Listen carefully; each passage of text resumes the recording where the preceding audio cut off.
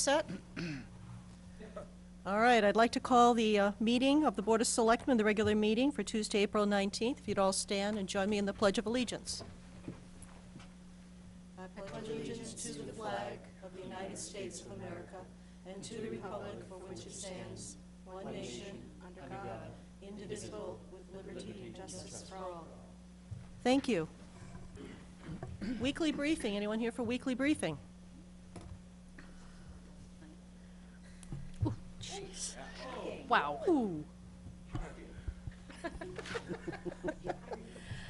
I just wanted to let everyone know that we are coming up again on our annual Remembery Walk, which will be Saturday, May 7th. It's always Mother's Day Saturday. And we will be at Brooks Park beginning at 11 o'clock. Anyone is welcome to come. Some people have asked me, well, I really can't walk, or I can't walk that far. And the answer to that is it's become like a family fun day. So you can come to the park, listen to the band, have a hot dog, get a massage, or whatever it is that you want to do while you're there. You don't have to walk the whole 6K. If you go partway down the bike path and decide that's as far as you can go, you can turn around and come back. It's really about all of the people in our community getting together. Harwich has the 4th highest population of Alzheimer's on Cape Cod.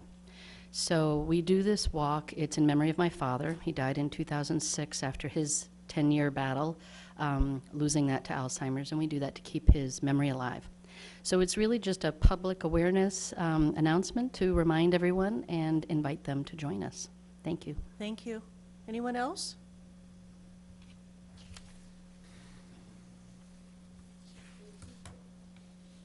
How are you? Chris Joyce, Voter Information Committee. I just have 2 items. Today, Peggy Rose hosted the department heads and committee chairs to review their warrant articles. That was televised by Channel 18, and it will be on their schedule from now through town meeting. And on the 28th of April, here in this room, 1 o'clock, Voter Information is hosting a debate with the 4 selectmen candidates. League of Women Voters will moderate. We're putting a few flyers up throughout town, and we also have posted it on our webpage. Thank you. Thank you. Yep. No problem. That just reminded me, we will be making our Cranberry Coach van available for both town meeting as well for however many nights it goes, as well as for the actual voting day that takes place afterwards. 508-241-1566. You need to call ahead and make a reservation. Thank you. A very nice service from the Council on Aging. All right. No other comments? Janelle, consent agenda? Ms. Chair, I move that we accept the resignation of Joan Kozar as a member of the Planning Board, effective at the end of her term on June 30th, 2016. Approve the placement of signs for the Remembery Walk, Dave Birtwell Memorial, for Alzheimer's disease at the front of Town Hall and the rear of Town Hall facing the parking lot. Approve the contract for the Allen Harbor pavement removal project to Lawrence Lynch Corp. as low bidder in the amount of $118,756.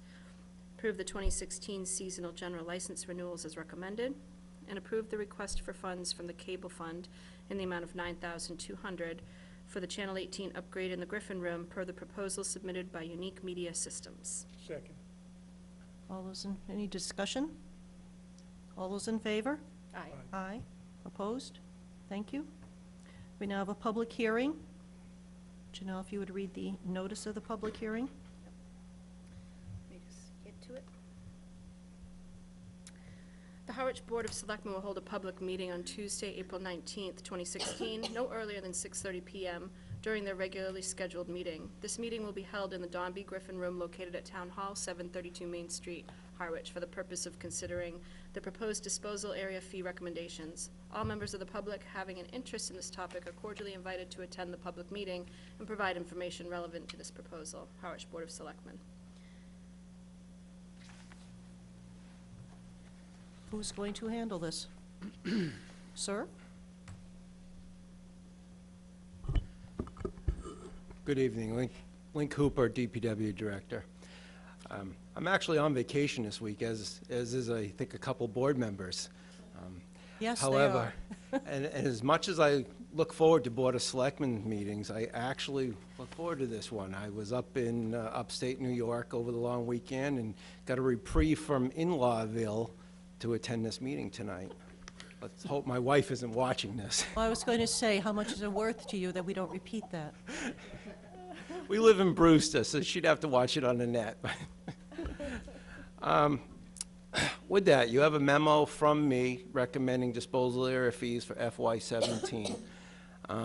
You also have a full cost analysis in a spreadsheet form that shows all the expenses incurred to operate the disposal area fee. Those expenses are then further broken down into services that the residential sticker purchases and fee-based services, or items that you pay a separate fee for at the disposal area. You also have a survey of surrounding communities and their fee structures with the town of Barnstable, Chatham, Orleans, Dennis, and Yarmouth. Before I get into the actual recommendation, I'd like to say that as you may recall, last year we increased the residential sticker fee because our long-term contract, our 25-year contract with Cavanta or CMAS had expired. Over the course, we decided to raise the rates so that the disposal area, as has been practice, runs essentially as a break-even operation. And to do that, we had to cover those increased costs, and we did so. So this year, I'm recommending no increase in the cost of the residential sticker or the second sticker whatsoever. The math came out at $161. I left that to demonstrate the math is what the math is, and is close enough to the current price. Which is? Which is $160, and that was set last year. The only community that is fully allocated for the increase that just happened is the town of Barnstable, which is $210. I have talked to some of my colleagues, and actually the Yarmouth Board of Selectmen has already voted a 2-year increment ahead of schedule to absorb those costs. So the current fee structure in these other towns that you see don't necessarily represent that they've fully allocated the increase in these contracts. Our long-term contract has a 2.5% inflation rider, so there may be some adjustment next year. Absent anything unknown occurring, it should be fairly stable, and that is at $55 a ton that we're paying currently. The recycling markets have been down, if you've delved into the analysis, have been rather depressed. However, we've been lucky enough that fuel has dropped precipitously, and we locked in a very favorable fuel contract for FY17 that has offset that. So again, the $160 mark is essentially covering the cost. And the low cost of fuel is probably contributing to the low price we're receiving for our recyclables as well. I would like to recommend that we consider increasing the C&D fee from $125 to $130. I make that recommendation essentially based on market conditions. And market conditions are not what all the towns charge, because most of them don't want to deal with the material and are charging $180, $200 a ton. We deal in commercial quantities of this and are currently doing 7,000 or 8,000 tons of the material. And our real competition in that is the town of Yarmouth, which is at $125 and is not increasing, and then 2 private contractors, one in Dennis and one in Orleans. The average of those prices, of those 3 prices, is $131, and the basis of my recommendation to increase that $5. We also have an inflation rider in our long-term contract with ABC for the C&D disposal, which is 2.5%, and would be $3 and something, $3.54 in January.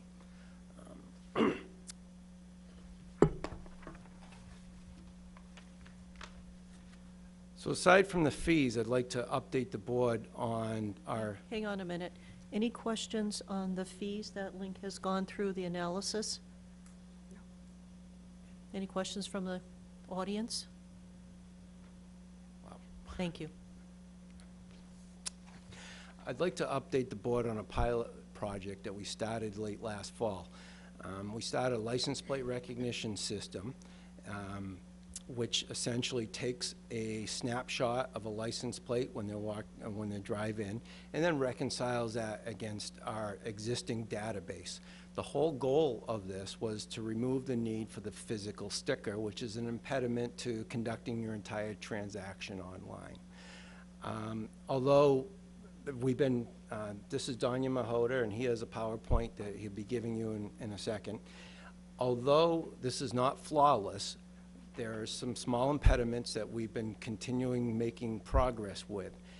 And our current read rate is far greater than any read rate of our current system, which is relying on one scalehouse operator to monitor 2 streams of traffic. That is, when your attention is running the scale and commercial people weighing in and out, there is really no way to monitor the residential stream effectively on the other side. This system does that, and Danya will speak to some of its accuracies. We've been amazed at it. I've been amazed at how well it has functioned. We've repositioned it numerous times, trying to get it to have better read rates, and I'm satisfied and would like to recommend that we consider not purchasing disposal area stickers this year and relying on the license plate recognition. And I think Danya's going to run through some of the technical aspects of it, if the board pleases. Okay. Please. Hey everybody, thank you for having me in. First, I just want to say thank you to the town of Harwich, because my company's actually been doing business here for 15 years. You guys are the first town that we did business with beach stickers. Lincoln Hooper is actually one of the guys that helped, and the guy that helped our founders design the software that you guys still use today to sell your stickers. So 15 years later, thank you. Lincoln and I were sitting around a few years ago trying to discuss ways to streamline traffic and save some money, and this is one of the things that we threw around. It took a while for the technology to get up to snuff, but it's gotten that point. So we decided in November to move forward and test it out. So if you could, Link, if you could jump to the next slide for me. I mean, license plate recognition is really kind of blown up all around us. We see it at Easy Pass, we see it all over, and in Europe it's a lot more prevalent than it is here. Our idea here is not so much enforcement as the state uses it. We're not, trying to be Big Brother or anything like that, but we're using it as purely a vehicle identifier, which of course a license plate and a transfer station sticker already are. So why do municipalities use this stuff? Well, number one, it's more convenient for citizens than a physical sticker. There's no physical sticker to acquire. So for residents, it's not as big of a deal because we're here year-round, but of course for a lot of people that don't live here year-round, it's an unnecessary complication that hopefully we can stamp out. It's more convenient for the staff as well, for the same exact reason. We don't have a sticker that we have to populate, hand over the counter, and hold people accountable for. Of course, it's less expensive than physical stickers. In the long run, we don't have to buy a pile of stickers every year, which is estimated, Lincoln said, correct me if I'm wrong, Link, but it was between $1,300 and $1,500 a year, somewhere in that vicinity, and we can eliminate that cost of having to purchase and dispense those. And of course, we can prevent the fraud that comes along with it. It's not something that we like to think happens, but here and there, I imagine it does. People won't be swapping license plates to go to the transfer station, I would hope. So that's why people use it. Now, as far as speaking more to the benefits to the citizens directly, again, there's no physical sticker to adhere to the car. I know there's mixed feelings about that. Some people have a line of stickers, some people hate doing it, but without it being there, it's surely easier for everybody involved. So there's no physical sticker, and that makes it easier. There's no potential sticker to fall off the car, because I guess with some of the cling stickers we had, that became an issue, and it's not just the town of Harwich. I hear that from a lot of my clients and a lot of municipalities, that the adhesion of the stickers, whether it's a permanent or temporary basis, is an ongoing issue that doesn't really have a resolution. I mean, you have good glue or you don't have good glue, and you know, it works like that. And of course, the biggest thing is with no sticker needed, citizens can now conduct their transactions entirely online. So the citizens of Harwich could now go online and interface with the same exact application that my company provides that the staff uses here in Town Hall, and essentially perform a transaction.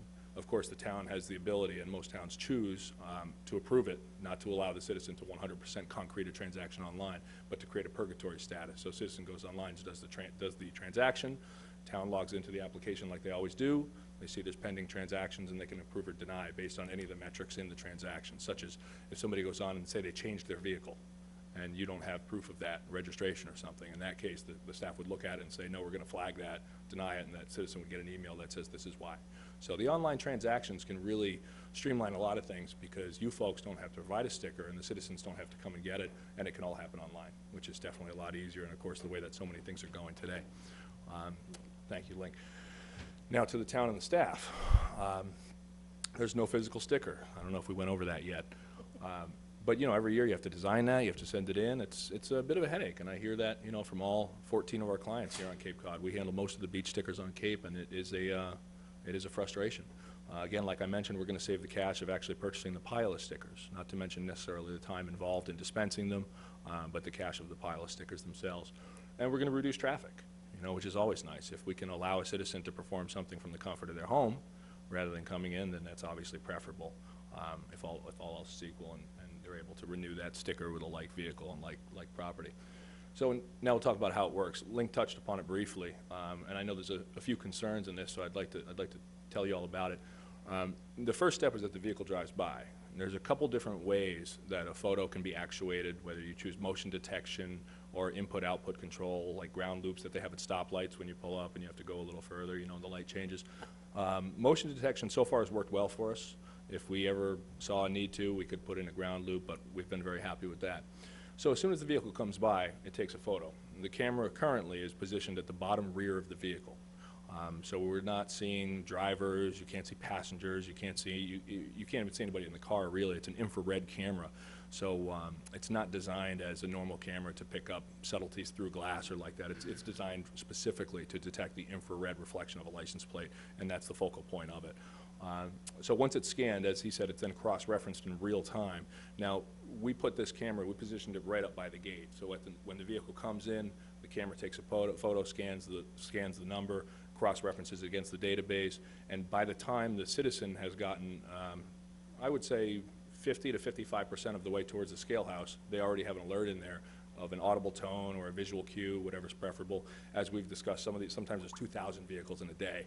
So I think an audible tone for, you know, good is no good. They've chosen down there right now, if a vehicle is detected not to be registered, then they'll hear a little chirp, and at that point they can take a look. So, I mean, I don't want to dwell on it, but it's a very significant problem in that if we have 2,000 vehicles a day and you're one human being, and you have a constant, let's take a Saturday in June. I mean, do we have contractors bringing stuff to the Harwich transfer station on Saturdays in June, Link? You know, you have a lot of people who are in there on the scale, often in a line of 4, 5, 6, 7 vehicles. That all involves transactions, weighing, receipts, and at the exact same time, that one person is supposed to turn their head this way, literally 2,000 times per day on some occasions, and visually verify that there's a sticker on that windshield. That's a very difficult thing to do, and I never really grasped that until I spent some time in the scale house in the last few months doing this with them. So this is really going to make a significant difference in that regard, because they essentially don't even have to look at that lane of traffic unless they hear that audible cue of an unregistered vehicle. So again, in real time, it's cross-referenced to the database, and we've designed, I'm not going to bore you with the technical complexity of it, but it's such that it's live, which within 3.5 minutes, which means that if somebody comes in here and purchases a sticker, or permission, I should say, with cash or check, by the time they get to the transfer station, they're going to be valid. And that was our goal, not to have any kind of reconciliation or work required, manual labor to reconcile the databases, because that's obviously just an opportunity for error. So it's 100% automated, and that was a big point that Lincoln said. He said, if we're going to do a system like this, the moment they buy a sticker, they're probably, well, often they're going straight to the transfer station, and it needs to be validated instantly. So that was a big obstacle that we did overcome, and that camera and that network and everything we built down there is live synchronicity with our database, which has been working flawlessly. There's been no issues with that at all, so we've been very happy about that.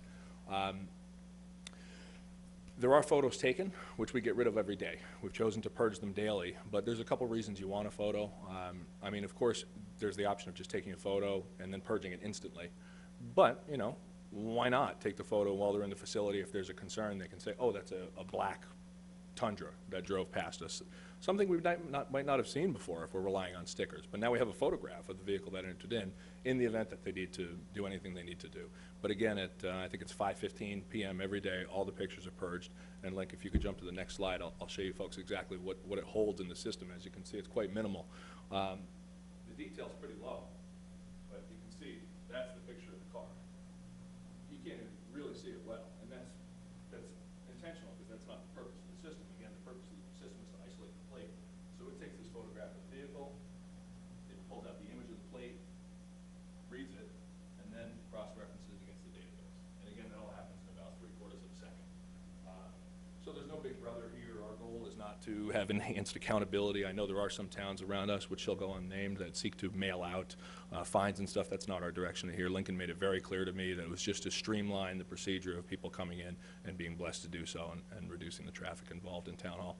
And that's basically all I had for you folks. If you have any questions, I'm happy to answer them. And thank you again for 15 years. All right, Chris. I just want to comment on a couple things that were said. And in terms of people that want to sign up for a new vehicle, they would have to come to Town Hall because you still have to provide for the actual registration. So we haven't been able to find a way to do it. So it would be very easy for people doing the renewal, which most of the people we have would be doing renewals. So Yeah, and we do have a way to do new stuff, but, you know, it's kind of the premise when we move to technical solutions to, as we say in the business, take care of the low-hanging fruit, take care of the citizens that have easy, streamlined renewals. I mean, this is what we do, is we build software to solve municipal problems. So where there are solutions for that, such as browsing and attaching the documents and submitting them to the transaction, but frankly, we just want to make sure that we can address the easy renewals for everybody, and small steps tend to be better in this type of endeavor anyway, but that's definitely a direction that we will cater to. yeah, and I've been down and I saw the system in operation. I mean, it is a vast improvement over how we've been doing it. No disrespect to any of the workers, it's just a much better way to do it. So technology sometimes is our friend. One of the things that people probably would ask too is, well, why don't we do the beaches at the same time? And this is a little bit easier because we have the one control point, so we can kind of catch the vehicles coming in. So we'll do this for hopefully a year or two, see how that works, and then we have to figure out how do we do the various beach locations. So we do want to eventually get to be a paperless or stickerless. Stickerless, I like that, Stickerless yeah. program for the beaches too, but we're not quite there yet. So I just wanted, because if people say, well, can I do my beach sticker at the same time? And the answer at this point is no, until we can figure out what we need to do. So those are kind of the two main points that I just wanted to bring up in terms of if people do ask about the beach. I have some questions, but Angelo? Okay. I have two very different questions. Sure. One, a lot of people have a little trailer that they use when they go up to the transfer Yes, station. the trailers, that's been fun. So I now attach my little trailer, and it has its own little plate on it sometimes. I should have Yes. talked to you 4 months ago. And well, and the question is, how do you deal with that? Well, Link, do you want to speak to that? Yes, I would have the same problem, because we have the little trailer, and it's the car license plate that's on the sticker, not the trailer. That's right, that's the, So, gentlemen? From a technical aspect, I'll let Danya speak about that. From a practical aspect, most of the people that come in with trailers are coming over the scale. They've got something that they're going to weigh in, or they've got piece goods in the back. They've got a couch or refrigerator, which is they're going to stop and pay for. It's not always the case, but more often than not, that is. I think you might be surprised at how many people use that to put the garbage cans and the newspapers and stuff on. Enough So they have to be accounted for, I agree with would that. suggest you do it. My second question is, all right, so I've driven through, I haven't registered, I get 50 feet towards the transfer station, and the sound goes off. And a shotgun comes out. That idea was actually knocked down in December. That's what kind of shotgun do you have? I mean, what happens next? Okay, so let me address the first question first, the trailers. I hadn't thought of that at all, to be honest with you. I don't work in transfer stations. I'm a computer guy and I design software. So surely there was a few learning curves in doing this that were really resolved with a lot of business analysis. So there's two answers to this question. Number one is we ask that people, if they have trailers, they let us know their plate number with a phone call, and we can add them to the system for free. They're now validated instantly for the season. That's the easy answer. The more complex answer, which is also an acceptable answer, and I would actually recommend doing both in time, would be adding a front camera. When you have two cameras, you have a better quality read because a G may look like a 3 or an I may look like a 1, but the software is built such that you can use up to 2 recognition cameras on one lane of traffic, and if the read comes in within 7/8 of a second, they're treated as the same plate and the two are read together and the clearer of the two images utilized. So in the case of a trailer, the vehicle would be scanned at the same time, and the person in the scale house would be alerted that there's a valid plate, which would be their front plate, and then the next photo, which would be immediately after, would say an invalid plate or trailer, at which point they could just turn to the right and look at the monitor we mounted on the wall, see that it's the same vehicle, and bless it. But again, we could just simply ask people if they did have a trailer, and we could handle that at the scale house easily.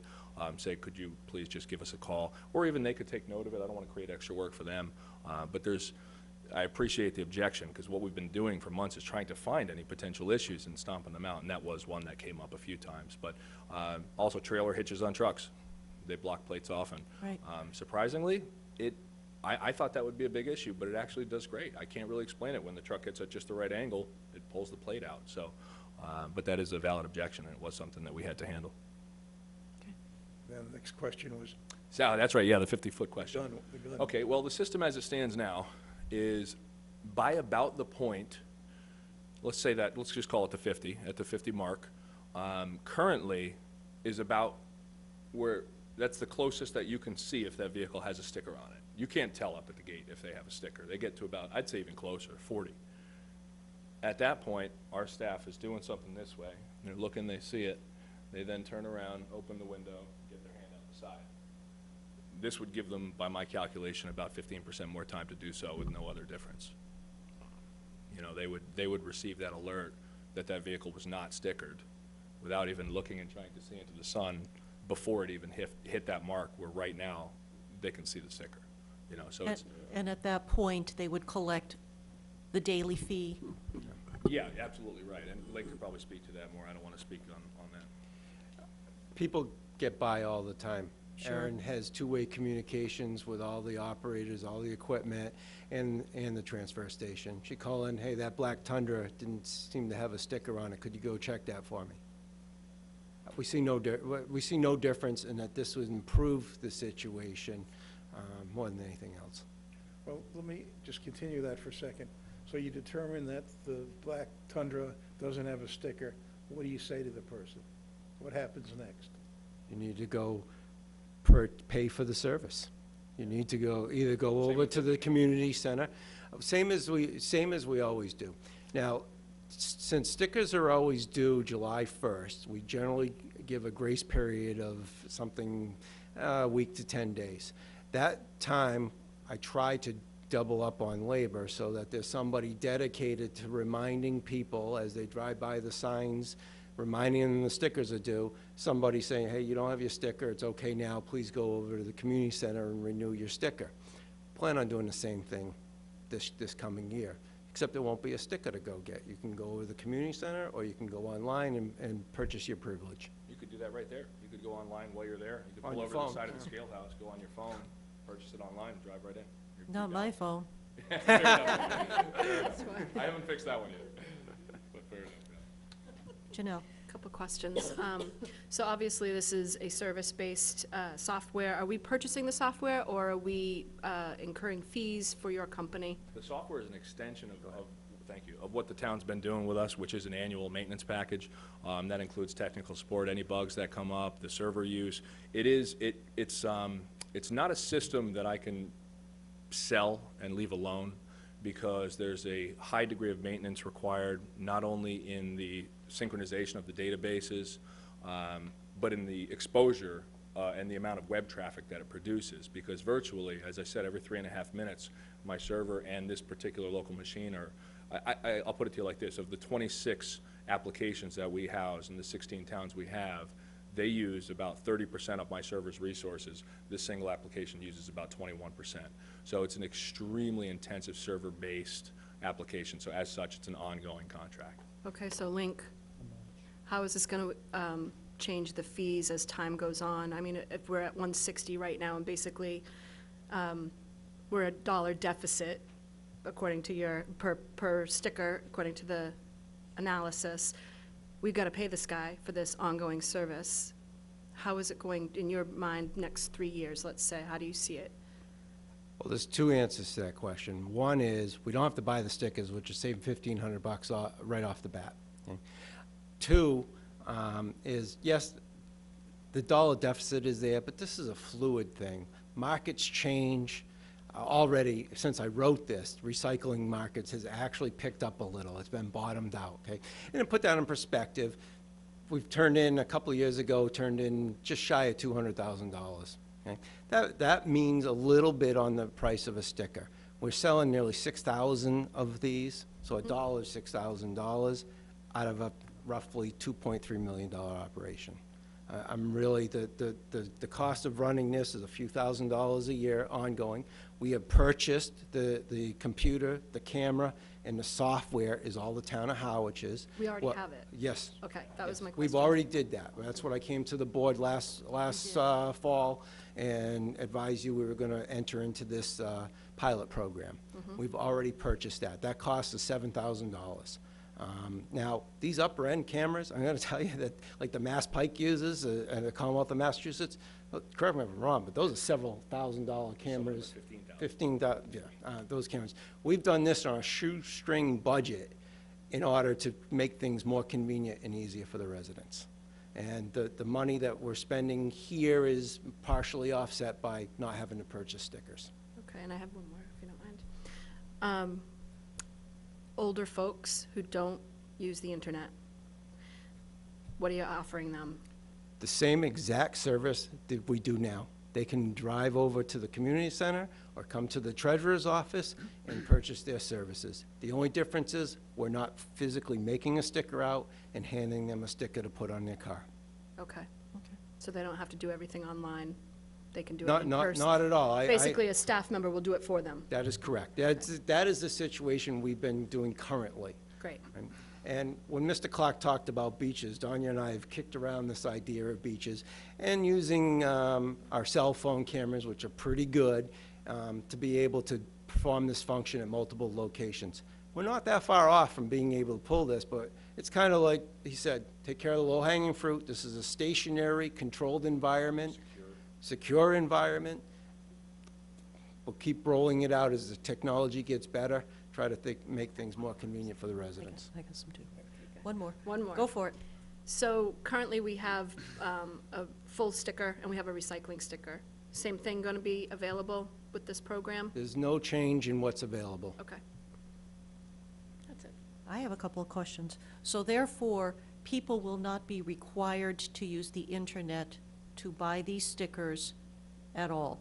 If they want to come down and still do the way they're doing it, that's fine. We are only adding the ability for people to buy online with a credit card. We're changing up now. Is it credit card and a debit, like It a is bank? credit card only right now, but I actually just spoke with someone today in Harwich. I just spoke with someone today in Harwich about moving to ACH, so I'll probably get that in there next year for everybody as well. But right now, I rolled it out with credit card only.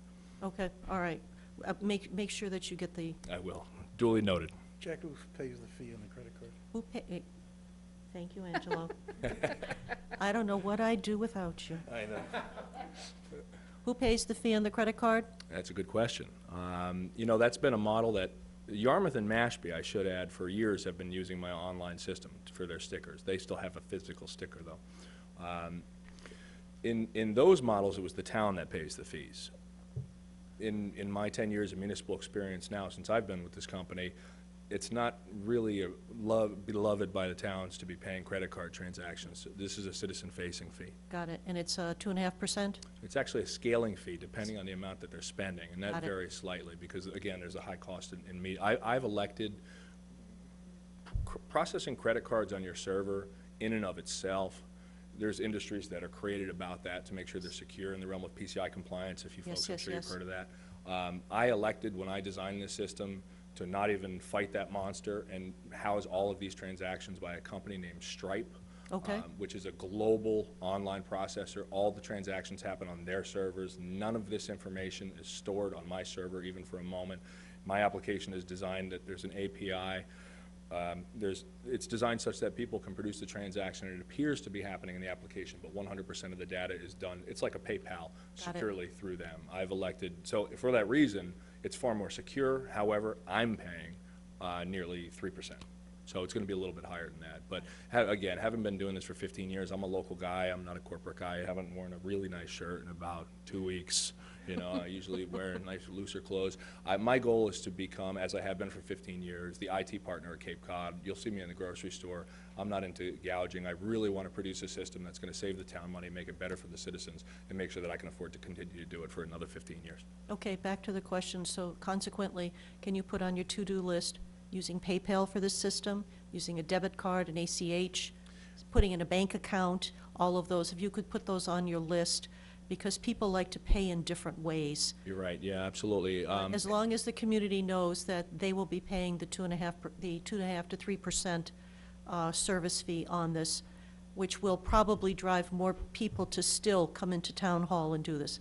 Next set of questions, which is our treasurer department, don't we sell dump stickers, our transfer station stickers at the the Chamber of Commerce? Beach Stickers only? Beach stickers. Beach is done stickers at- only? Okay. So is our treasurer's department ready for this interface to make sure that they're set if we start using this?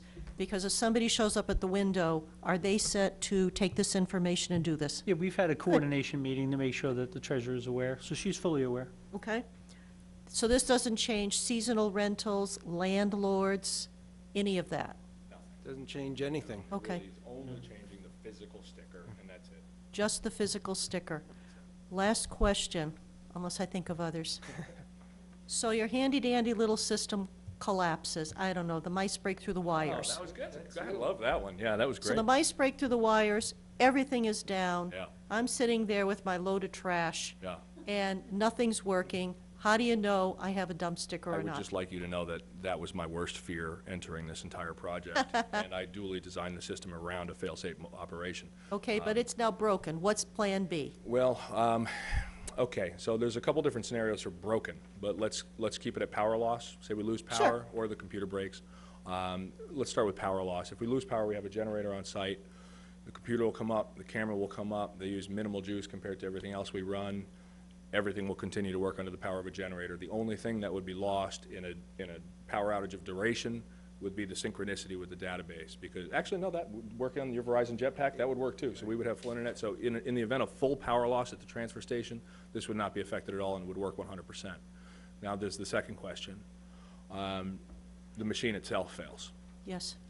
So try not to bore you with the technical stuff, but And I don't mean to say that I think your machine will fail. No, this is but what- I it's just appreciate a, what you're saying. what's Plan B? Yeah, no, if something happens? There's literally nothing more fearsome to me than implementing a system like this and then the town being down, because it's just as bad for you as it is for me. So there's a couple things. Incidentally, on a component level, I have built the system with multiple layers of redundancy.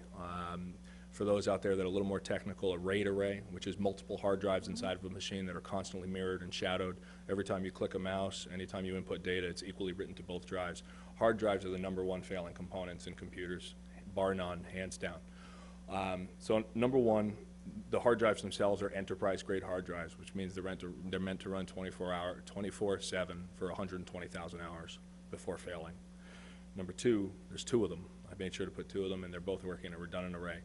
So I would step out here and tell you with almost 100% certainty, which of course you won't find IT guys ever tell you 100%, it's a scary number, that the hard drives cannot fail this computer. So what else in the machine? There's a fan. Can a fan go bad? A fan can go bad. What do you do in that situation? Well, you replace the fan. How long does that take? A few hours. It's a long time for somebody to be standing there with a bag of trash. Smelly trash. Yeah, exactly. So there's a couple different ways to do this. The one recommendation, the easiest way, is that we have 2 computers because they're not expensive, $600-700. We have one in a box ready to go. If we ever have a system down, we literally plug the other one in. It's all for the sake of simplicity, a cloud-based operating system, so you could essentially plug one in, unplug one, plug one in, and it's going to pick up right where the other left. You don't have to install applications and all that stuff. You know, just swap the machine, swap the plugs. So you're down for 60 to 90 seconds. But no, that was a concern, but I would recommend the computer we put into place, because again, it was a pilot, we didn't feel the need to have a fail-safe because we still have stickers on vehicles, was to have a fail-safe machine, as fail-safe as we could. But my recommendation before we go live would just be to set aside another $850, and I'll build another one of those machines and have it in a box and ready. At that point, there's really not much short of a fire that could take us out of operation. You know, power loss, it would be difficult. It would be very unlikely. Janelle? 2 questions. Sure.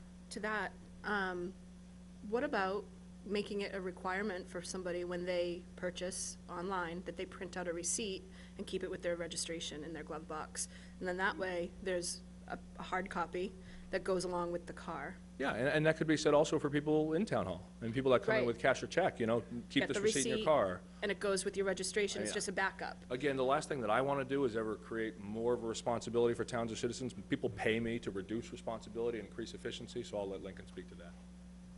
The short answer is a resident would not know that we are down.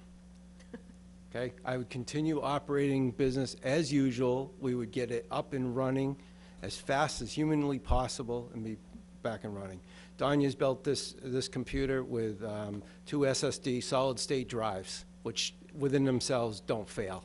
I mean, there's always that, you know, 0.001% chance. We've done as much as we can. The data resides in the cloud and locally.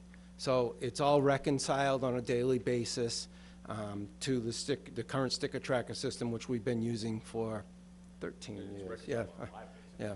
Well, that is, yeah. So I don't feel that that the what-if, worst possible scenario really could occur, or would it hamper operations? And then the other question I have is, it's Stripe that you said, is that similar to PayPal? It is, yeah. Okay, Kind of like a European PayPal. okay. So, right now, I have PayPal, I have an eBay account, so I know that I have to have a bank account linked to that PayPal so that money can be deposited. Right. So, as it stands right now, a citizen is going online, they're giving the credit card, where's the money go? Great question. I actually met with Amy this morning, and we discussed all that stuff as well. It's pretty simple. Stripe, you guys set up a bank account, connect it to Stripe. It's a free account. You set up a free account. There's no fees or anything like that. That's all handled on my end. And basically, that's where the money goes. They do the transaction. If it's a $60 sticker, the fees and everything, the transaction fees, plus the convenience fee, whatever it may be, all that stuff is handled on my end. If it's a $60 sticker, that's exactly what gets deposited to your account. And again, one of the things that's, if I might interject, pursuant to what we were just saying before we move too far about failure of the machine or something like that, because I think that is an important subject, is let's keep in mind that the percentage of abuse that we have down there is not 75%, it's not 80%. We're not securing an airport, you know. I'd like to think that the vast majority of the people that enter that facility are not intending to break any rules and are doing well. That being said, with the human element, and to, again, not to take anything away from staff, but 2,000 times per day, I mean, I've heard from Cody who works down there that his neck often hurts, you know, just from having to look back and forth. I would be willing to bet that even if this machine were to totally fail and I had to replace it and it took me 8 to 10 hours to get the parts I needed to make it work, that one day or 4 hours, and again, this is not a situation I ever anticipate happening, we wouldn't have exactly rampant abuse in that facility. And as compared to what we have today, where, you know, I'm not sure what percentage of people get by with the sticker system, but this would tighten it up. It would be tighter now than it would otherwise. As far as Stripe, like I said, if people go online, they perform the transaction. I'm not sure about paying with PayPal. I hadn't really given that much thought because, frankly, nobody's ever brought that to my attention. People have thought about paying with credit cards or with ACH. People did mention ACH to me, but frankly, it was just a little too late in the development process for me to get it to you this year. I'll have to look into the PayPal thing. I haven't had a lot of requests on it, but you guys have a Stripe account. Any transactions that happen just go into that account. That's how it works. Now, I know with PayPal, for instance, the fee, they keep their 2.5, 3, whatever it is, Yeah. so you don't actually get that money. So if it's, you know, $10, you end up getting $7. Right. So what happens with, not 7, that's 30%, but you Right, know but what I I know mean. what you're saying, yeah. They probably love that. So with the stripe, though, even if it's the town of Harwich or the transfer station's account, does it work the same way where the fees are actually gonna be taken out of that 160? Or how would your company incur the fees? Let's put numbers on it so we can speak a little more clearly. I would say that if the transaction is a $100 transaction, and my company has to pay to perform the transaction 2.9 plus 30 cents, so that's going to be $3.20. I would like to target that transaction convenience fee to Citizen to be somewhere between $4 and $5, and that's including the fee that my company would pay. So basically, so let's say it's $104.73. You guys get the $100, I get the $4.73 at my company, and then we pay all convenience fees out of that as well. Gotcha. And So the to sticker be- fee will go up, because we Yeah. have to increase for the Yeah, and transaction to be fees. honest, too, next year I am looking into PCI compliance so that I can deliver lower rates to all of my clients across Cape Cod, but I just didn't have enough time. We sat down last year and discussed this, and I said, I want to build this system and I want it to work, but again, we wanted to target what we knew was an effective strategy to help as many people as we could in as little time as we could. Now that the system we see is working well, we can implement ACH, I can take a look at PayPal, I can take a look at lowering the fee structure by making myself PCI compliant to the tune of many tens of thousands of dollars, and then being able to perform the transactions locally and securely for the town, at which point I could offer a much lower rate. And I'm planning on doing that. I don't intend on filling Stripe's accounts up with money, so. Right. The bank account at Stripe,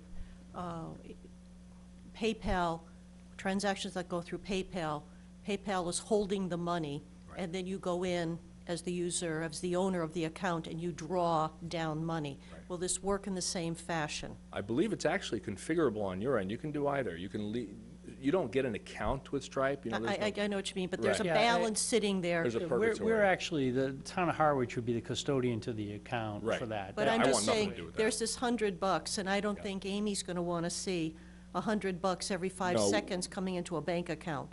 I'm assuming that she can go in, she can see reports. Yes. She can then decide there's $50,000 sitting in this account. She can then transfer it to the You are right town on accounts. point. Huh? You are right on point, Linda. Amy and I were discussing that this morning, and we discussed that a batch at about 10 p.m. would be ideal, so that when she comes in the morning, everything's done, and it would be a daily batch. Got it. But So yeah, that's- batching almost like a credit card. Right, exactly. Cool. Yeah. But just to the point of, it's a convenience fee, so we would collect our 160, it's irregardless. This is an additional fee for those that seek to have the convenience of being able to process a payment through their credit card. So this wouldn't necessarily drive our costs up at all. We would still get the 160 in the case. Yeah, but and it's gonna really cost the the convenience. It's gonna taxpayer more cost money. the people for the, Yeah. Well, But if they don't want to pay it and go Come here. through online, they can They have come to. but here. there's an alternative. They No, have to, no, 'cause- there's an alternative. If I don't want to pay, correct? If I don't want to do this online and I don't want to give you a credit card and I don't You want to can pay come to this town hall. extra $5, I can doodle my way down to town hall or to the community center, and I can pay with a check, $160, and get no sticker. But how, though? Because what they said is the staff member is gonna be the one doing this. Yes, So where's the extra convenience fee gonna come from if you're only? there is no convenience fee on a check. If I hand a check to the treasurer, nobody pays any more money. Right, okay, so how does that work then? It's a different account it's going in? The 160 from a check isn't going into the Stripe account anymore? Right. So there's actually an issue. guys are If gonna your- have to If figure your that out. company is only working with Yeah. online technology to collect money, and now we have somebody giving you cash or a check, how are we gonna we- marry those? We do that now. We have Invoice Cloud. Someone comes in, they want to pay for a beach sticker or whatever. They can do that right now. And then at the end of the day, there's a reconciliation. Whatever the cash transactions are over the counter are totaled up. And then whatever the wire transfer of what comes out of the account, and then it's just reconciled. So those people that pay online, we would get, again, 160 per however many people sign up for that. The convenience fee is handled separately. So we only do how many people signed up and how much money should we have, and it needs to reconcile out, and then how many people came over the counter, and then reconcile that. So those are reconciled. I don't remember if it's, I would presume it's each day that they're reconciled, but I'm not exactly sure of that. But we went through this we use Invoice Cloud and we have been using Right, Invoice right, Cloud right, for a right. numerous amount of years. So it's reconciled on at least a daily basis. Janelle, if I could address your Yeah. concerns. So let's step out of this whole project. Let's just talk about it. Again, 15 years, what we've been doing. 15 years ago, Lincoln said to one of our founders at the company, I want a way to streamline sticker sales. And we developed a product called Sticker Tracker. It's now all over Cape Cod, and everybody uses it just about. So with this program, instead of you guys using a paper system or whatever it was before, people come in. Yeah, index cards, thank you. People come in and they say, hi, I want to buy a sticker, and then they go to the application, which is what we've designed. Okay, great, and they sell them the transaction, they take the $160, they give them the physical sticker, have a nice day, thank you. So there's a database that's yours, that's on my servers for the town of Harwich. All we've done with the online stuff is we've kept all that just like it was. People can come in and pay cash or check and get into that database just like they always have. We haven't changed that, we won't. We've just added another kiosk on the internet, and now people can go on there. But the key is, it talks to the same database. Because I like what you're talking about is the fact that it's a headache to reconcile two databases or two accounts, and that's absolutely right. That's the conversation we had last year, where an online solution was being discussed, in which there was daily reconciliation required of what was sold, enter the transaction that was done here on here. And I said a year ago that's not acceptable. We need to have a much more streamlined solution that doesn't create more work for the citizens or for town hall. So we still have our sticker tracker application. That's not going anywhere. Someone wants to pay cash or check for their sticker or for their permission, as it may be now, they can. They can come in and pay exactly the cost of the item and get a piece of paper that they can put in their glove box and say, have a nice day, you're all set for the season. Or, if that person doesn't want to come in now, they can go online, they can interface with that same database and perform a transaction as if they were at town hall, and basically do the whole transaction and just leave it on your desk, so that when you guys get around to it, which is usually daily in my experience with Mashpee and Yarmouth, they sit down and they say, okay, look, here's the list of transactions that came in the last 24 hours, approve, approve, approve, approve, approve, approve, approve, go. And all those people get emails that say you've been approved. At that point, the authorization is actually charged to them when the town approves it, and it's as if they purchased permission in there with a cash or check. So we're not changing the cash or check system at all, because that would be a big mess. A lot of people would be upset with that. We're only adding the ability for people to pay with a credit card. And now, theoretically, if someone were to come into town hall, say somebody from out of state, and they didn't have the cash or check, but they had a credit card, you guys could actually use that same system here. So all we're doing is adding adding options for citizens, not changing any of the existing ones, and not making anything more expensive than.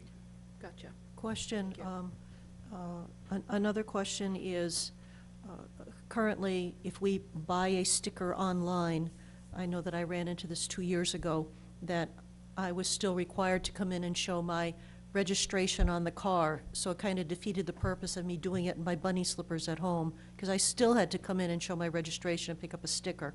So if I'm a recurring sticker, do I have to come in and show anybody my registration, or are we getting rid of that step? That's a yes or no. I hate when you do that to me. But for the first one, you have to come in, so we have I'm a okay with copy that. of it. After that, you will not. You can do it online. I think people should be very happy with that. If you're not changing your vehicle and you're not changing your property address, then you can just go online, and you will only be presented options that existed last year. And that's the premise for the approval or denial, because some people will try to potentially go online and renew a sticker for a property they no longer live at. Well, the next day, now, when the town comes in, they can see that that person's no longer in the system, and they can deny that application. Got it. I think that what bottom line is, the only thing that's changing is no more sticker on the windshield. That you can go, you can pay for it online, you can still come into town hall and give us cash or a check. If you pay online, it's only credit cards, and the taxpayer or the purchaser pays the fee, the 3 to 4% fee. And I know a lot of people that will not pay that 3 to 4% fee, so it behooves you to get that one fixed.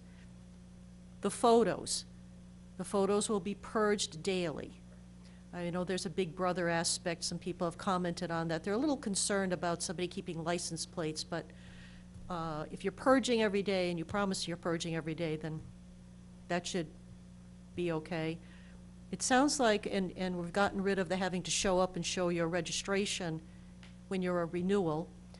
If you change vehicles, you still have to come in, just like we do now, to register the new vehicle, so you have a new plate number and a new vehicle, and you're moving the sticker to a new, the permission to a new vehicle.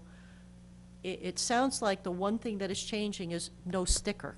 That's it. You got That's it. Just in terms of the Big Brother element too, this is not connected to anybody else. This is just a standalone system. It records the data. It's kept in the town of Harwich. And It's and kept it- on that Go on my computer. server. So this is not something that someone's gonna tap into and monitor. So it really is, and we wanted to make sure we avoided any element of anyone thinking that. And that's a real cut from the application. So, I mean, you can see that, you can get as close as you want, you can barely tell what kind of car that is. And that's because, again, the photo is not for the vehicle, it's for the plate. We don't care about the vehicle, we care about the plate. Angela? Well, just two questions, I guess. One is, for the first year of doing this, if you would just keep track of how well it's working, where the problems are, and report back, because I think this has application to a lot of other things we do in town. So let's, use this as a tracking device. The other question I have is, rather than getting rid of it every day, maybe it should be every 2 or 3 days or something like that, because if there's people sneaking through, for example, it gives you a little more time to find out who that is. But I wouldn't keep it forever. If you don't like that, please don't ever leave the Cape, because you can't get from here to Boston with your car not being photographed several thousand times. So, we're restricting ourselves on a thing that's a little foolish. We can set the purge to whatever interval. It just Comfortable should be with. short and you get rid of it, but I mean, Da- just, so you cover yourself, that's all. I'm a daily. I mean, anytime you start saying 2 to 3 days, it's gonna be 2 months, and pretty soon we're gonna be giving this on the internet, and Edward Snowden is gonna be putting how many times that I've been to the transfer station. Every day is fine, just purge it. If the only objective of it, and purging is basically, at some point in time, it goes bleep and it's gone. So it's not like it's a massive, How about 3 days? no, 1 day. 1 day is Have a fine. vote, I don't think it needs to be purged every day. I don't know why it needs to be purged at all. but that's Oh. besides the point. I mean, I don't have that big brother complex personally, but I will, There- we need to ask our constituents what they think too, Drive I- drive to Providence or something like that, you go through 3 or 4 of them. I mean, come on, guys, that's the world. I know it's the world, but I also understand the privacy issue, and I've had some, and I've had some feedback from people that they're a little concerned about the privacy issue. I can't even go to the transfer station without somebody taking a picture of me. It's just, but I think that, but to your point, we all have cell phones, so they know where we are anyways. Well, a lot of town departments have cameras on the buildings. I'm Yes, they surprised. do. I mean, maybe we have I don't know, I don't go there, I'm sorry. I have curbside pickup, but maybe our scale house has a camera on it already, a town camera. I mean, I think town buildings should have cameras on them anyway. So that's a whole other thing, but I'm with Angelo. It doesn't matter for me. We can 1 day work is that not out. It'll but that'll be. It'll be. This lady has had her hand up. Would you gentlemen let her ask a question? Please. Please. Not tired of me yet? Yes, I am. Okay, Sharon Flieger. Some clarifications. So my impression is that if you are going to get a dump sticker and a beach sticker, Oh, that it doesn't necessarily save you any time to get your dump sticker online and then have to come in and get your beach sticker. Correct. Is that correct? That's All right. That is correct. All right, to follow up with that one, then, and I think this is a good idea, so I'm not trying to put it down. How many of the people in town, would you say generally, only get a dump sticker versus someone that's got both? So, when you talk about saving, I still think it's a good idea, but saving on traffic, if 3/4 of the town get both, I just don't know what you would be saving. Go ahead. We sell about 6,000 dump stickers. We sell in excess of 10,000 beach stickers. So virtually everyone, then some, buys a beach sticker. This is to make things more convenient, to tighten up usage of the facility, period. We see applications of doing away with the beach sticker eventually, but that's down the road. You know, and there was a lot of discussion about online transactions.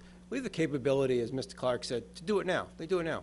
You know how many they do? I don't know the exact number, but I venture to say it's very few, no more than a handful of transactions, because of the very reasons we've discussed here tonight. You can pay your real estate taxes online, your water bill, you can pay all Yeah, kinds of things water, yeah. online. Real estate taxes as well. Yeah, yeah. I have just, one more question because I for know Link. that I would be doing both. So, to follow up on another question with the trailer, all right? So you don't have it that you could put the trailer license plate in? There's no, Yeah, we can. And I recommend that. so you, all right, so then you wouldn't have to come in town to register your trailer? No, the way I see it is that you could just call down and say, hi, I have a Oh. transfer station sticker, could you add this plate in? And then we'll just create an item number for plate, $0, issue it to that person. They can now drive down with their trailer, again, 3.5 minutes later, they're blessed for the season. Except I bet it's not a call-in. I bet it's show up, show the registration. So let's not be too cutesy I here. can't speak to the town's rules. Right, I think that it's, Alright. I think that's probably the real answer, that you come down, you say, here's my registration, I own this trailer, can you add it to my permission? All right, okay. Yes. That answered my question. So it sounds like we have two different things running here. One is the camera usage to recognize the plate so that you have permission to come in and use the transfer station, because you've paid for that permission. That's one piece of this. I think the second piece is to trying to do more of this, move more of this to online registration and payment. So I think if you separate the two, are there any more comments? Anybody else from the audience who'd like to ask any questions or make any comments? No, you cannot tell them no. I just have one more question. You have one more question? I do. Just going back to your number sheet link, what are secondary stickers? Those are when one household purchases more than one sticker. So they Okay. have multiple vehicles. Multiple vehicles, okay. That's correct. So what happens with that? There's no change, there's zero change in That'll the still be way we 25. conduct business today, as how we propose to conduct business this coming fiscal year, except for you don't get the actual sticker. And also, there's no replacement sticker fees. That's correct. That's what I thought That secondary. dollar a fee there. Yeah. That's what I thought secondary sticker was. I didn't know. Oh, no, the secondary So- sticker is that $25 charge for the second sticker. The Okay. replacement fee was $1. Oh, that's it? Yes. Again, I'm sorry, I don't go, so I don't know that. You're letting the finer things in life pass you by. No. It's a nice transfer station. Well, now that we have cameras, whoa. All right, thanks. Anything else, Angelo? No, just a comment. I think it's great you're doing this, and as quickly as we can get the beach stickers in this system, will be terrific, because, you know, we don't need that system in the way we sell it if we can do them together, so I think that's terrific. The other question I have is, you went through your fee changes. You want us to vote on those tonight, don't you? We have to close the public hearing I first, know, and then but we'll, I'm just yes. asking a question. Yes, They have sir. to be voted on? Yes. Okay. That was just a, Any other comments on the presentation? Could I speak to the board briefly about the beaches? Sure. From a business perspective, obviously, from my point of view, accommodating the beaches has been a huge priority because they're far more than the transfer station. So I gave it a lot of thought about how to implement a similar system down at the beaches, but the fact of the matter is that technology is just not there yet. And the reason is such. To be able to accurately decrypt a plate, currently we need a camera. It's about a minimum of $900, and the better ones that would do our job at the low speed we go at about $2,500, $3,000. Now, they require power, we require a computer, we require internet. To do that at an unmanned beach location at night is asking for trouble, because we don't have AC power there, first of all. We don't have internet there, second of all. And secondly, we don't want to put $5,000, $6,000 of equipment sitting there unsupervised at multiple beaches all night long all the time. So the only real solution to the beaches, and this is what I'm doing, this is the vision for my company, and I'm going to get this done, but not until the technology's there, is all right here. Like Lincoln said, it's in a cell phone. So the way I see this happen, because this is effectively a camera, it's internet, it's a hard drive, it's everything. It's everything you need right here. So the way that I see this happening is currently, and we won't lose any staff, we won't lose any labor or anything like that. Right now, we have people that go to a respective beach. They probably go to a certain town building in the morning, check in, punch in, get whatever they get, clipboards, they go down there, they sit there for the day, and then they come back. They visually inspect for stickers. So the way that I see this happening is that when those people go to town in the morning, they pick up their $200 or $300 device. There's solar panel things that you can plug in here already all day, so in 2 years they'll be even better, so this can run, you know, forever. And they come and they put the thing in a little leather pouch and it just sits there. And as vehicles approach, it does the exact same thing. I'm not gonna go into detail everything we just did. And then it checks with the database online on a live basis. If there's clouds or no availability, then it has a local. Every day when that person punches out and goes back and they dock it, it will download the newest, all the transactions that happened that day in the event that the next day it doesn't have a live connection. So it's all right here. And my company's already planned on it. I've already invested in that direction, but the technology just isn't there yet. The cell phones to do that and the software to do that would cost me $300,000 or $400,000 to produce. So it's just not there. But that's something that will exponentially plummet in the next 2 to 4 years. So I would hope by the year 2020 to have a solution that was already thoroughly tested and hopefully roll something out by my estimations in the middle of 2018 or 19, where we could look at beaches. But unless you're willing to spend $10,000 on equipment and build a house to put it in and run power and internet there, it's just not there yet for less than $300,000 or $400,000. I think that's a no. I tried. But I appreciate the comment as to how that will work and how that could work, because you're right. Most of our beaches are just, it's a shack. Yeah. And so the security issues and all of that would be really pretty extensive. If there are no other comments, then motion to close the public hearing? So moved. Second? Second. Discussion? All those in favor? Aye. Aye, okay. All right, we have before us beach area disposal fees. And I think we have a vote here. Someone would like to make a motion? Ms. Chair, I move that we accept the increase of the C&D disposal fees to $130 by a rate of $5 per ton. Is there a second? There's a second for discussion, but I thought there was another. I think we should do the whole schedule and then note that that's the one change to it, because they are annual fees that we determine. Okay. All right, that is a good point. Janelle, would you like to rephrase your, Okay. that it's a motion However- to accept the, However, I'm Yep. just going to say on the schedule that we have FY16s. So, Pardon me? I think there would be to basically adopt the recommendation of the DPW director relevant to the fee structure, which I think as the presentation, they mirror the fees from last year with the exception of the increase. I think the motion could be to keep the fees as presented the same with the exception of the $5 increase for the C&D. so moved. Second.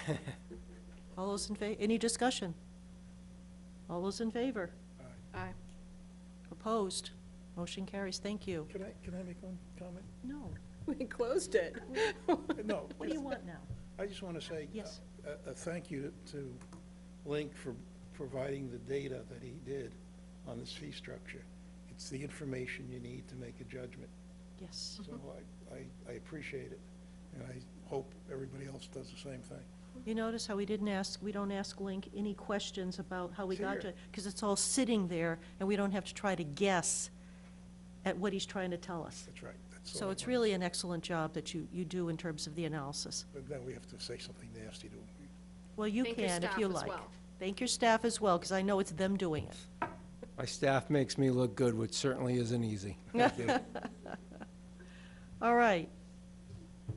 And I think that as we move ahead with the license plate recognition program, I think we've had a good discussion, and I think that easing some of these pictures being purged constantly, that people still can come in here, they don't have to go through a credit card, they don't have to put their credit card online, they can come in here with a check or cash. The only thing that is changing to all our practices is we get permission now instead of a sticker. I'd like to clarify one thing. Danya said the license plate pictures are residing locally on that machine. Yes. That is not hooked up to the cloud, as in our sticker tracker system that's reconciled. It's not being shared with any other town entity, state entity, nobody. It's simply using to replace the sticker. That's it. Computer is your property, not mine. Yes. It's on your machine. Yeah. So hopefully that will help people, kind of soothe their fears on the Big Brother aspect, which I am one of them. When Mr. Galvin wrote the article, when I presented this concept to the board, I think last fall or winter, my phone did ring off the hook. Well, ring off the hook. I had probably a dozen calls, and overwhelmingly, it was all the Big Brother aspect. And I told people, we're only utilizing this to reconcile it against the database, then we're getting rid of it. It's not going anywhere. And I assert to you, before you today, that that is the case, and if the purge is daily, the purge will happen daily. Thank you. Any other questions? Good. Thank you very much. Good presentation, good information. Okay, under old business, we had review of Article 38, which is the Marini property at the Muddy Creek headquarters, and I'm going to ask if the board will agree to postpone that to next week. I don't traditionally vote on CPC articles, and that leaves only 2 of you, and it's, I see, okay. and so next week, we will put that on the agenda for next week, as well as we will have Michael Michael Lack Lack. in Yep. from the Conservation Trust Makes a lot of sense.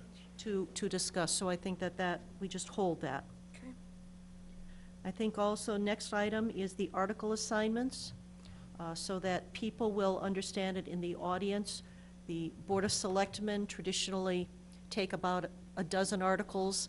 Each one of us are assigned articles that we have to be prepared to speak to at town meeting, speak to, answer questions, or why the board voted the way it did.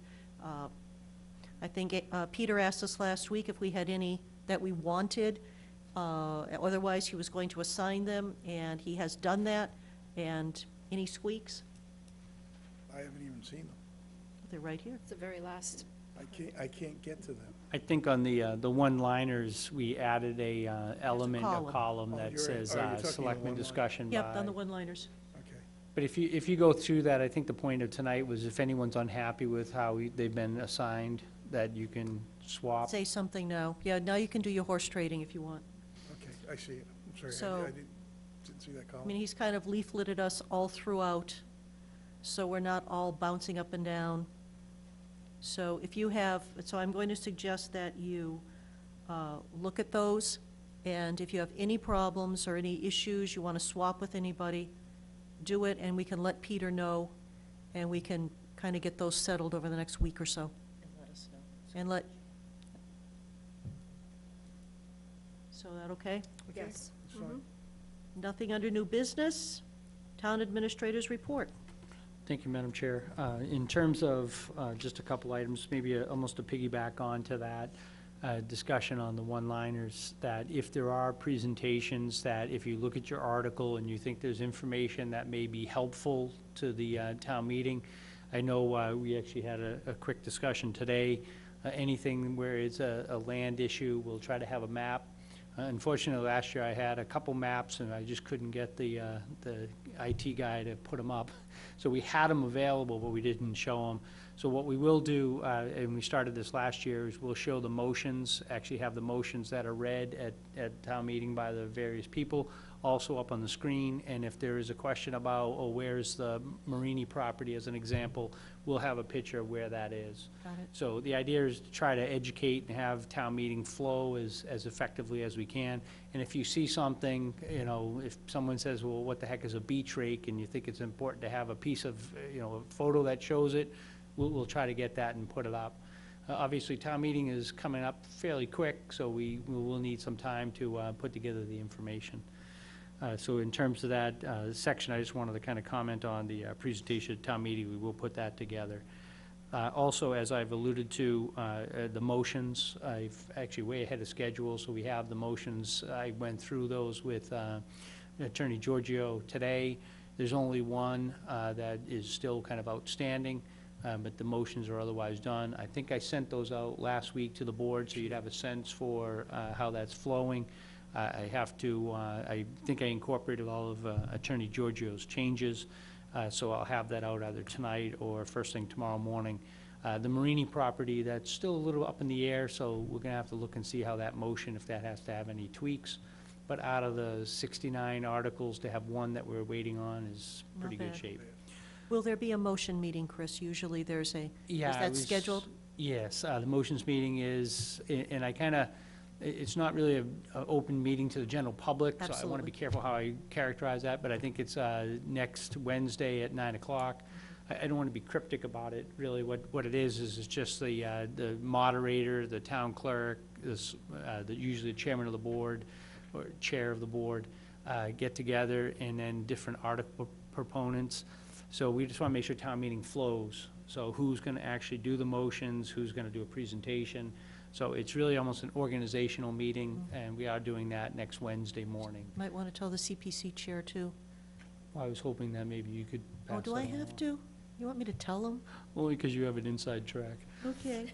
But, She scares him a lot, though.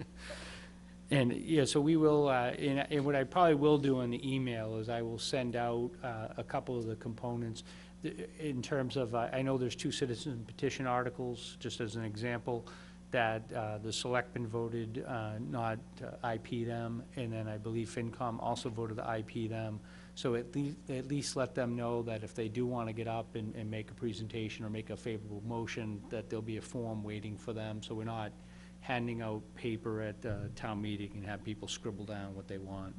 So we have done a little And that bit is of an important point, because Mr. Ford does like to see, if you're going to make a motion, an amendment to a motion, he likes to see it in writing and handed to him, so that there is a clear record of what that motion or amendment is.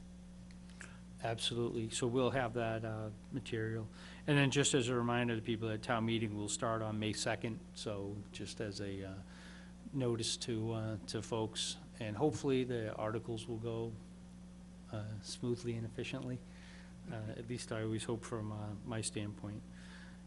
And I do wish to, the lady left from I think it's been a great experience to kind of go through those. I know Linda participated this morning in that informational meeting with the voter information folks, and what a great tool to have and educate the folks in the community about what town meeting means and what are the articles that are being considered. So I thought that was a great. It was great good. thing this morning.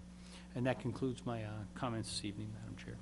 Under Selectmen's report, it says Town Administrator Performance Review, which is actually scheduled for next week. So I think that's just a reminder to people. Yep. Angelo? Nothing? Janelle? Nothing. Me? Nothing? Motion to adjourn?